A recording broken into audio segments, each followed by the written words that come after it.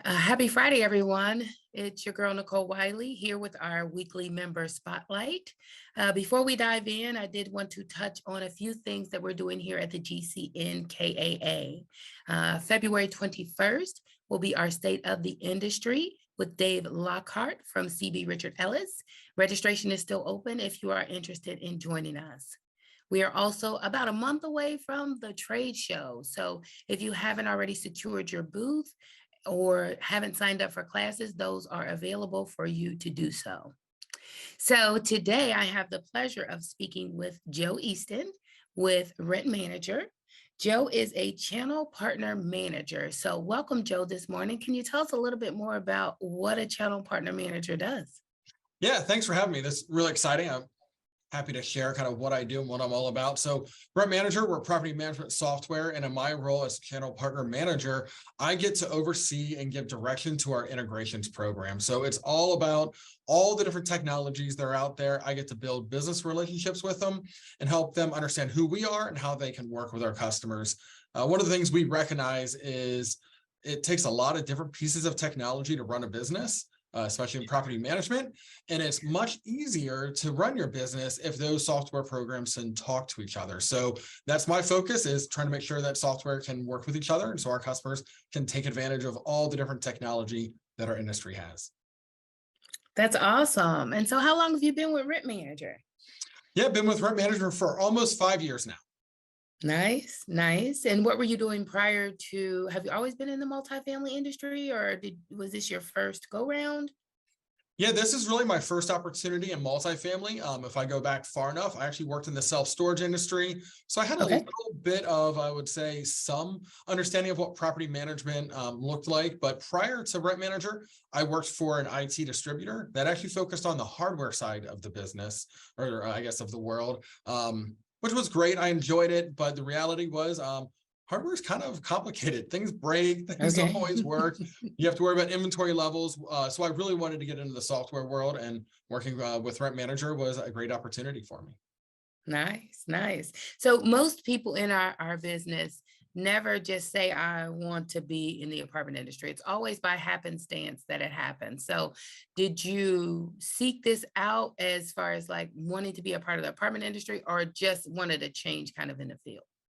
I just wanted a change in the field. Absolutely. And you're absolutely right. Not a lot of people grow up wanting to be in the apartment industry, the multifamily industry. I was seeking a job change. I wanted to be in the world of software, and I wanted to work somewhere that had great culture. So I started looking around, and Rent Manager is a product that's owned by a company called LCS. And here in Cincinnati, LCS has a great reputation for having great culture. So I applied, and I guess the rest is history, right?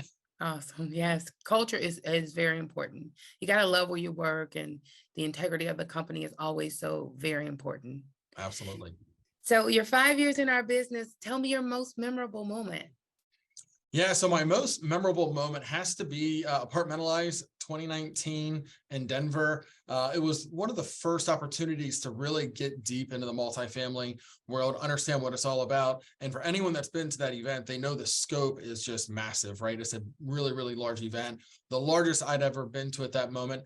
And I think that was kind of the moment that it all started to make sense for me. All the pieces started to come together, and I saw where I fit into the industry, and it was a really exciting time for me. Yes, yes. Now, I've been a few times to Apartmentalize, and it is just always a great experience. It's a lot of fun. The trade shows are just out of this world, the things that our different vendors and come up with. And so, yeah, I totally enjoy that. So tell me what you like most about your job. Yeah, so like I said, in my role, I get to work with all types of other software companies. And I think that's really interesting. And I really enjoy the relationship side of that, developing relationships with other software companies, understanding what they do and how they impact the industry. And maybe they can help out our customers to grow their businesses. So I really enjoy that relationship side of it. Again, developing those relationships and getting a deeper understanding of kind of where our industry is headed through those other technologies. Right. So that's good. That's an awesome perspective. it's good to know kind of what, what drives you in our business or what drives you at your job, period, right? It makes it that much better when you know what your end goal is. So what advice would you have for anyone kind of new to our business or been around for a while? If you had a good piece of advice to share what you've learned thus far, what would it be? I think the property management industry is really challenging, and there's a lot that's happening. And again, I'm not on site. I'm not like hands-on in the property management side. I'm more on the software side, but I get to see how people use our software and other technologies. And there's so much going on that I think it can be really, really easy to lose perspective on what we're really focused on. And really what we're focused on is housing, right? Yes. What's more foundational? What is more important to where you live? It's where you create family and community and all of those great things. It's where you establish what life really is. And I think sometimes in this industry, we get bogged down. We hear different regulations and, we're facing things like inflation and higher rental rates, and puts a lot of stress on our industry. But Sure. at the end of the day, I think if we remember, it's always about the people, it's always about their housing, it's always about Right. that experience. I think that helps give us motivation, inspiration, and energy to keep moving forward and doing good things for our industry. I agree. So, the last few years have been a bit more challenging being able to offer that customer service piece coming from the property management side. And so, trying to get back to the basics of that now that we've opened doors and people are in our offices, and just the way you used to handle customer service compared to many people have just been hired during the COVID crisis. And so we kind of lost some of that perspective. I agree. So getting back to that sounds is absolutely what I feel like we definitely need to do. Yeah, and I Um, talked a little bit about like Denver 2019 apartmentalize, and I don't know, it felt like kind of the peak of talking about resident experience, which we still Mhm. talk about it, but you're right, when the pandemic hit, things shifted a little bit. We had to change our focus. We had to focus on operational things and how do we centralize our businesses, and how do we work remote. All of those things became slightly more important than the resident experience, if we're honest with ourselves. And Right. right Yeah, now it's like, hey, let's get back to that. Let's focus back in. exactly right. Let's get back to what's important and what makes our business function, and just, providing great housing and systems for our residents for sure. Mhm. What advice would you have for somebody looking for a job in our industry? Yeah, for our industry, it's a really interesting industry. And I think when we look at all the different opportunities, there really is a place for everyone, especially now more than ever, right? I think our industry is much more mature than it was years ago. So if you're into technology and you want to focus on that, you can do that in our industry. If you're great at marketing and you want to think about strategy, you can do that. If you want to be a leader of people, you can do that in our industry. If you're focused on hands-on work, or if you want to focus on more customer service, there really is a job for everyone in our industry, and we really need all of them. I think in the past, a lot of times we tasked one person with doing a lot of those things, and we still do that a little bit, right? We wear a lot of Yeah, different hats in our industry, yeah.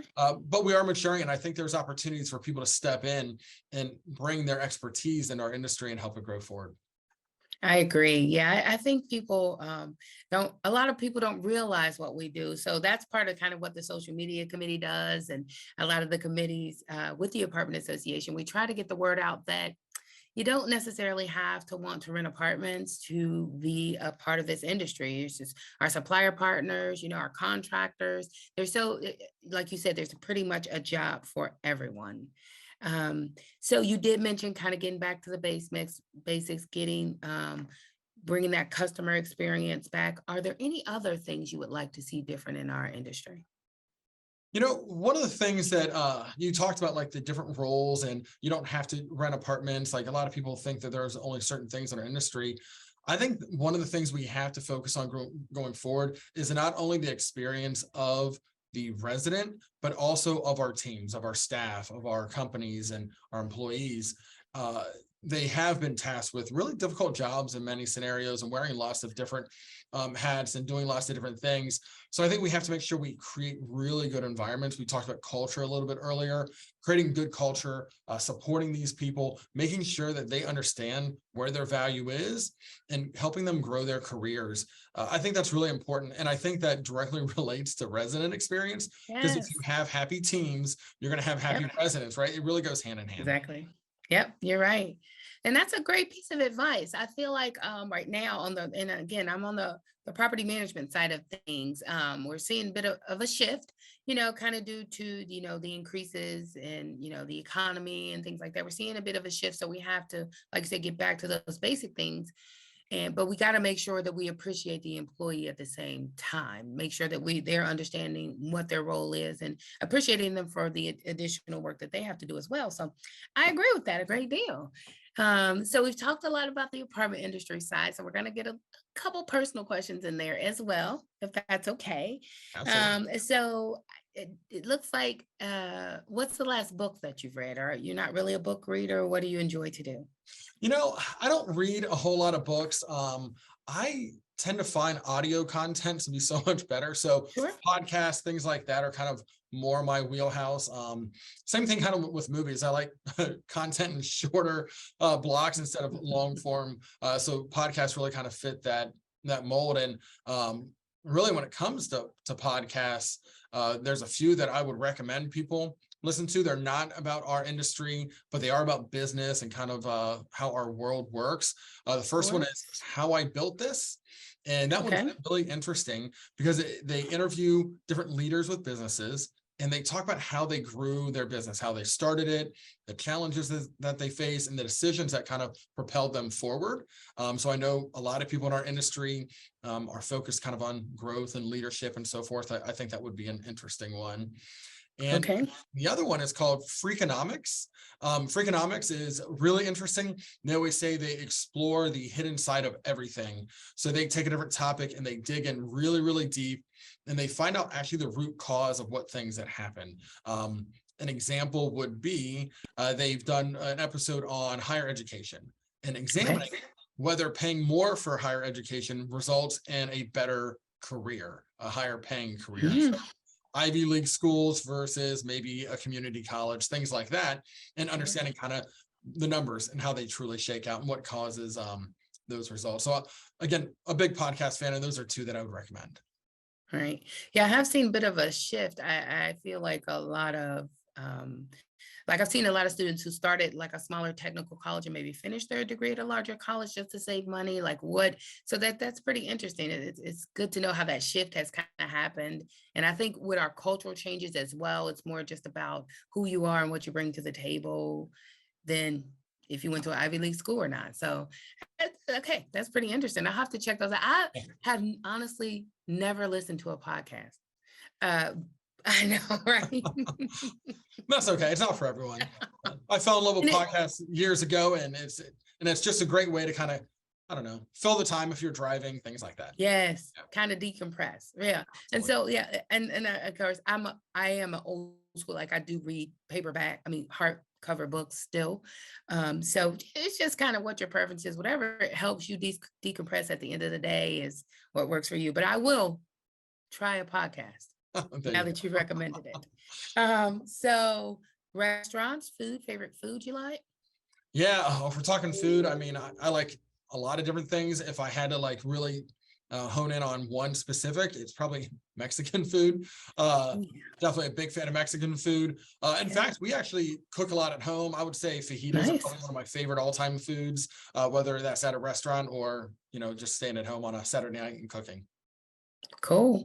Yeah. So it's funny. I probably have only been eating Mexican. It's probably been, say about 6 or 7 years, quite honestly. And I was just a very picky eater when I was younger, and I tried it one day and now I'm hooked. So our household go-to is a taco salad. Oh yeah, absolutely. You just make the meat and you can dress it up however you want. So yes, but huge fan of Mexican. So talk to me a little bit about family. Yeah. So born and raised here in Cincinnati. I'll probably never leave. We have a lot of family still in this area. I have a wife, 3 kids. My kids are 21, 17, and 13, and we live out in the Colerain area of Cincinnati. And again, been out there quite a while. And I don't know, we really love Cincinnati. We do all, especially when they're younger, we did all the typical Cincinnati things with the zoo and the museums and stuff like that. But yeah, we think it's a good place to live, and nice family here. So you've always been in Colerain? Yeah, ever since I was relatively young, elementary age. Yep, been in the Colerain area. Yeah. So it's funny, like I feel like, so I'm in Forest Park, so same. I feel like the Forest Park, Colerain, Mount Airy area, like once you're here, you kind of stay here. We grew up here, we bought our house here, our kids graduated, the whole thing. So we stay pretty tight with our neighborhood and our general vicinity. So that's cool. That's cool. So I noticed that we have something in common. What is your favorite TV show? Oh, favorite TV show is The Office. I am an avid fan. So you got to tell me, who is your favorite character? That's a really challenging question. Okay. I mean, I think by default, you have to go Michael Scott. I mean, Yes. he's the glue that kind of held it all together. Somebody asked the other day, like, was he the best boss ever or the worst boss ever? And I think the answer there is he has to be the worst boss ever. Like the things he did to his employees were just terrible. And I don't think he was very good at his job either. I think Right. success by by chance there. So definitely. So how about you? What is your favorite character? So I'm a huge Steve Carell fan. So anything he's been in, I really just like his kind of dry, corny. I really don't know what's going on humor. But then I like Jim as well. I'm a big like dry humor type person. So like his facial expressions, the way he looked at the camera, and the things he did to Dwight all the time. Like, yeah, I think that I would say would be my favorite because he kind of let most things blow off. Yeah. Right. He didn't take anything too super serious, which may or may not have been good for the job. I don't know how well he did his job, but in life. Yeah, I think when I watched that show, I don't know if you'd want to hire any of the people in that office. Any of them. Yeah. So how about vacations? You and your family go on vacation a lot. Do you have one that's your favorite? We don't vacation all that much. Personally, especially with work, I get to travel. And one of the things I found that I really love is exploring other cities. So we took a family vacation to Chicago a while back, and that was one that kind of stands out to me. Just getting to explore the city with them. And again, hitting all the museums and all the landmarks in a city, trying the food there. Those are the types of things that really kind of I gravitate towards more than, the beach or going somewhere warm or the mountains. I'm more of a city vacation person. Yeah. And so I agree. I don't have to go to the beach, but again, my husband and I, we do an anniversary trip every year. We went to Philly. So we got to see like the Rocky Memorial, those kind of cultural things that, it has a lot of history in Philly. And so I agree with you. I like to explore. I like to try new foods, different places. And I enjoy the beach like the next person, but I could do without it either way. Absolutely. Yeah, me too. So would you like to share any professional designations that you have obtained? My role, I know in the multifamily world, there's all types of things that people can attain that direction. In my role, I kind of focus in other areas. And I'm lucky here at Rep Manager. We work in a number of different segments in the industry. Okay. Multifamily is one of them, single family, and a number of others. And I've been able to sit on a number of different committees. One I'll point out that I just joined this year is the NAA's Apartmentalized Committee. So awesome. I'm on that committee this year to help promote Apartmentalized. So while it's important to go to your local events, it's also a lot of fun to go to the large national events. It all kind of ties together. So I'm able to participate in activities like that. And the other thing that I think I'll mention, we talked about podcasts earlier that is industry relevant, is I host a podcast that's focused on property management. It's called Beyond Rent. It's actually the sign that's behind me here. Okay. So I have an opportunity to talk to people about the industry, about technology, about anything truly that's going on within the industry through the podcast. So I feel like that's one of the ways that I kind of give back and keep my connection into the industry.